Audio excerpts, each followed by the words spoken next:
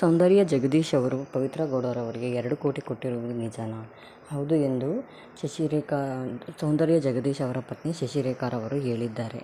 ಹಾಗಾಗಿ ಪವಿತ್ರ ಗೌಡರವರು ಜೈಲಿನಿಂದ ಬಂದ ನಂತರ ಶಶಿರೇಖಾರವರನ್ನು ಮಾತನಾಡಿಸಿ ಹೋಗಿದ್ದಾರಾ? ಹೌದು, ಹೆಂಡತಿ ಶಶಿರೇಖಾರವರು ಹೇಳಿದ್ದಾರೆ. ಹೌದು, ಪವಿತ್ರ ಗೌಡ ಹಾಗೂ ದರ್ಶನ್ ರವರು ಎಲ್ಲರೂ ಬಂದು ಜೈಲಿನಿಂದ ಬಿಡುಗಡೆ ಆದ ನಂತರ ಬಂದು ನಮ್ಮನ್ನು ಮಾತನಾಡಿಸಿಕೊಂಡು ಹೋಗಿದ್ದಾರೆ. ಹಾಗೂ ನನ್ನ ಮಕ್ಕಳನ್ನು ಡಿ ಬಾಸ್ ರವರು ಅಪ್ಪನ ಹೆಸರು ಉಳಿಸಬೇಕು ಕಣ್ರೋ, ಹೆಸರು ವಾಸಿಯಾಗಬೇಕು ಎಂದು ಹೇಳಿದ್ದಾರೆ. ಹಾಗಾಗಿ ಪವಿತ್ರ ಗೌಡರವರು ಈ ಸೌಂದರ್ಯ ಜಗದೀಶ್ ರವರು ಮಾಡಿದ ಬಿಸ್ನೆಸ್ಸಿಂದ 60 ಕೋಟಿ ನಷ್ಟವಾಗಿದೆ. ನಾವು ಕೂಡ ಹೈಕೋರ್ಟ್ನಲ್ಲಿ ಅರ್ಜಿ ಹಾಕಿದ್ದೇವೆ. ಗಂಡ ಇಲ್ಲ ಹಾಗೂ ಅಪ್ಪ ಇಲ್ಲದ ಕಾರಣ ನಾವು ಗಟ್ಟಿ ಮನಸ್ಸನ್ನು ಮಾಡಿಕೊಂಡು ಇದ್ದೇವೆ. ಹಾಗಾಗಿ ಹೈಕೋರ್ಟ್ನಲ್ಲಿ ನಮಗೆ ಮೋಸ ಆಗುವುದಿಲ್ಲ ಎಂದು ತಿಳಿದು ಬಂದಿದೆ. ನಮಗೆ ನ್ಯಾಯ ಸಿಕ್ಕೇ ಸಿಗುತ್ತದೆ. ನಮ್ಮ ಯಜಮಾನರು ಎಲ್ಲ ವಿಷಯವನ್ನು ನಮ್ಮ ಬಳಿ ಹೇಳಿದ್ದರು.